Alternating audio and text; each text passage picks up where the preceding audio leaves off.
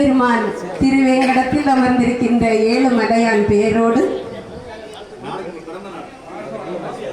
அத்தி பத்ரேஸ்வரியின் அருளால் நாளைய தினம் பிறந்த நாளை கொண்டாடுபவர் இன்று நம் முன்னாலேயே பிறந்த நாள் கொண்டாடிவிட்டார்.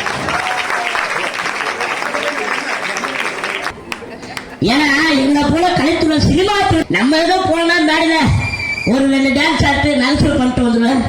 இப்பதான் நான் வந்து எல்லா கோயிலுக்கும் போவேன்.